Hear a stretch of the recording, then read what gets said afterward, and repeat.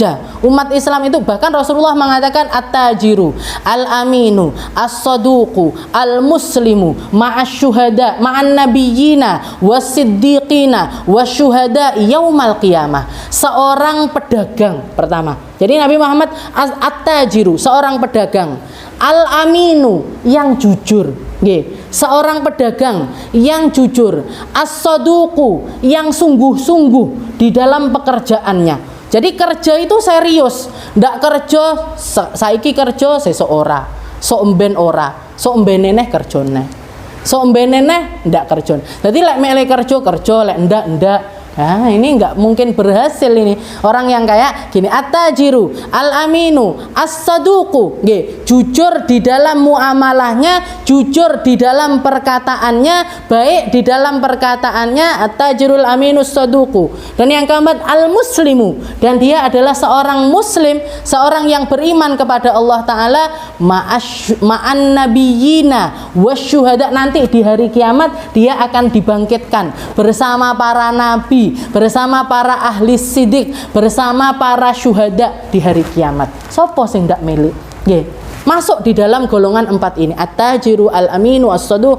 Syaratnya nih, pedagang ini bukan berarti sing duwe toko. Ndak. Kerja dalam hal apapun, mau itu dagang, mau itu yang diperdagangkan adalah jasa, jasa, misalkan mijet, saya punya keahlian memijat, saya bekerja dengan pijatan saya, habis itu digaji sama orang, dikasih mijet satu orang dikasih 20.000 atau 30.000 misalkan. Nah, ini namanya pedagang. At-tajiru, al-aminu, dan dia amanat, janjinya datang jam berapa, datangnya janjian jam 9, datang jam 9 beneran, sampai jam berapa, sampai jam 10. Jadi omongannya ini bisa dipertanggungjawabkan. Kerjaannya juga, kalau muamalah utang, karena orang dagang ini kan biasa gitu, utang piutang, tak gowo dhisik dagangane.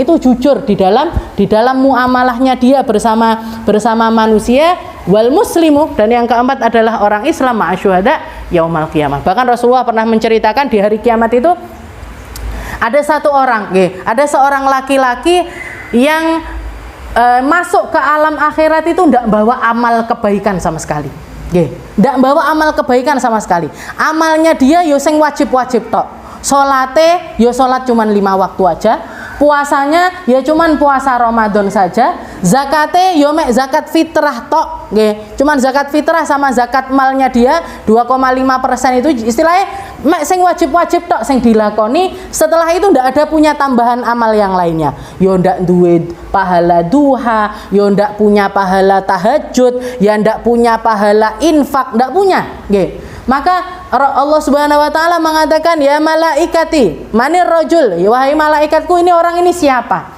Orang ini siapa? Ini laki-laki ini adalah pedagang, ya Allah. Orang ini adalah seorang pedagang. Laisa fi yadihi amalun qat. Dia ndak bawa kebaikan lebih sama sekali. Mek sing wajib tok sing dilakoni, ya Allah. Maka Allah Subhanahu wa taala mengatakan, wahai malaikatku, dia memang adalah seorang pedagang, tapi dia adalah seorang pedagang yang suka, yang suka membantu orang yang bertransaksi dengan dia.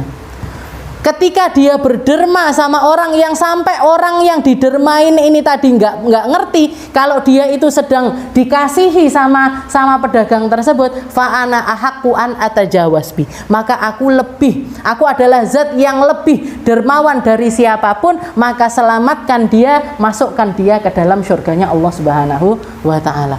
Jadi cuman karena apa? Karena dia suka samhan, Nabi Muhammad rahimallahu, Allah Ta'ala merahmati seorang pedagang yang gampang di dalam menjual, dan seorang pembeli yang gampang di dalam membeli, dan seseorang yang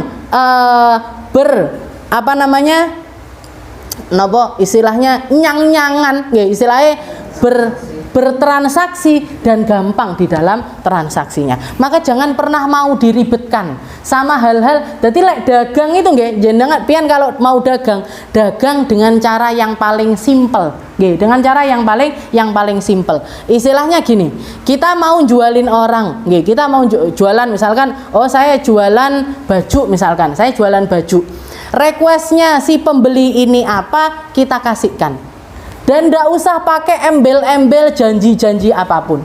Demi Allah iki sing paling apik kaine. Iki ora enek cacat, ini saya beli ini dengan harga sekian, aku orang golek bati akeh-akeh gitu. Nggak usah, nggih, nggak usah. Yang gampang di dalam menjual itu orang yang dirahmati Allah, penjual yang dirahmati Allah, pembeli yang dirahmati Allah juga gitu, yang gampang di dalam membeli. Maksudnya piye? Berambang, regane piro? Berapa sekarang berambang? 100.000 sekilo, nggih. 100.000 sekilo. Dinyang boleh, apa berarti ndak boleh ngenyang? Boleh. Tapi aja angel-angel, nggih. Boleh ngenyang tapi jangan sulit-sulit. Harga 100.000 dinyang 50.000, nggih. Iki bakule apa ora ya? Tingak-tinguk nggih to. Itu buat kulaan aja loh, ndak bisa. Nggih, buat kulaan aja ndak bisa. Jadi yang masuk akal. Misalkan harga pasarannya 100.000, pian arep ngenyang, ya wis 95 ya. Ojo to Bu, ditambahi titik 98, ya wis 98. Yang gampang di dalam bertransaksi. Beli yang gampang, jual juga yang gampang. Nggih. Beli yang gampang dan jual juga dengan cara yang gampang. Ini katanya Nabi Muhammad rahimallah. Allah Ta'ala merahmati para orang-orang yang bertransaksi dengan cara yang semacam itu. Digampangkan aja, jangan sulit-sulit. Nggih. Dan jangan sampai masuk dalam kategori pedagang-pedagang yang suka menjual sumpah, nggih. Jual apalagi sampai ghish itu bohong sama pedagang-pedagang. Itu Rasulullah mengatakan man ghasyana falaisa minna. Barang siapa yang curang di dalam transaksi sekecil apapun kecurangannya dia, maka dia bukan golongannya Rasulullah sallallahu alaihi wasallam. Rasulullah pernah masuk ke dalam satu pasar mau beli buah, nggih. Yang ditaruh atas ini sing api-api, nggih. Gitu, biasanya kan gitu. Yang atas-atas ini yang bagus. Terus Rasulullah masukkan tangannya ke bawah, nggih. Ternyata yang bawah bosok-bosok. Katanya Nabi man ghasyana falaisa minna.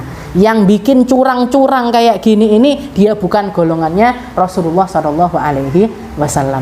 Dan orang yang jual pakai omongan, yang dijual ini omongannya dia pakai sumpah. Iki mesti sing paling apik, ndak nemu bakalanan. Katanya Rasulullah yang seperti itu memang lebih menjual. Ya toh? Orang yang tawa-tawa kan nggih sing paling payu, sing cerewet iki biasanya banyak transaksi di situ. Tapi katanya Nabi mamhu lil barokah. Tapi transaksi yang seperti ini berkahnya hilang. Nggih. Dia memang mungkin koyoke batine akeh, kayaknya omsetnya itu banyak. Penjualannya itu mungkin lebih laris dibandingkan sing meneng-meneng, nggih, yang enggak terlalu towo, tapi barokah dari transaksi tersebut dicabut sama Allah Subhanahu wa taala, nggih.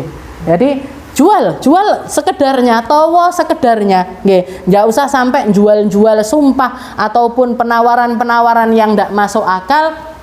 Yang penting yang kita cari adalah berkah dari transaksi-transaksi tersebut. Dan berkah ini yang bakalan istilahnya ngeluarkan perkara-perkara baik di belakangnya. Jadi tidak apa-apa, istilahnya motivasi. Pian punya anak-anak, pian punya cucu-cucu, sudah masuk usia kerja, sudah kuliah atau sudah SMA, yuk kerja, belajar kerja, mulai dari yang kecil-kecil, mulai dari transaksi yang kecil-kecil, tidak apa-apa. Nah, ini adalah sesuatu yang diridhoi oleh Allah Subhanahu wa taala. Washtaghalta bihajatika iktisaban ala nafsik wa ala iyalik. Dan yang paling utama, kerja tujuannya untuk siapa? Untuk anak istri. Kalau masih punya orang tua, sama orang tua. Jadi anak istri orang tua, anak istri orang tua. Ini orang-orang yang harusnya kita nafkahi dengan nafkah yang baik, dengan nafkah yang halal, dengan nafkah yang mengeluarkan mereka dari golongan orang-orang yang mengharapkan bantuan dari orang-orang lain. Waqad salimal muslimuna minka wa aminu min lisanika wa yadik. Sehingga ketika kamu punya penghasilan yang semacam itu, orang lain, orang muslim yang ada di sekitarmu akan selamat aman dari lisanmu yang meminta-minta dan tanganmu yang menengadahkan tangan. Nggih. Kamu akan menyelamatkan banyak orang ketika kamu naikkan level ekonomimu. Nggih. Kalau kita punya penghasilan, maka di situ orang-orang sekitarmu akan selamat dari minta-mintanya dirimu. Wasalimalaka dinak, agamamu juga akan semakin terhormat. Agamamu akan semakin terhormat. Idlam tartakib maksiyah, dan karena di situ kamu akan keluar dari berbagai macam maksiat. Fatanawal bidzalika darajati ashabil yamin, dan masuk di dalam golongannya para ashabil yamin. Idlam takun min ahli taraqqi ila maqamatis sabiqin, walaupun mungkin belum bisa memasukkan dirimu ke dalam golongannya orang-orang ahli ibadah, orang-orang yang punya ibadah-ibadah banyak, tapi di situ kamu sudah selamat, selamat di dalam dirimu dan juga agamamu. Wa hadhihi aqallu darajatu fi maqamatid din wa ma ba'daha fahiya min marati'isy syayatin, dan selain 4 perkara ini, ini semuanya akan masuk di dalam golongan orang-orang yang hari-harinya itu kosong, hari-harinya itu akhirnya ndak ada istilahnya, yo ndak enek barokai, ndak ada manfaatnya. Kalau sudah ndak ada manfaatnya, yang masuk di situ adalah perkara-perkaranya setan.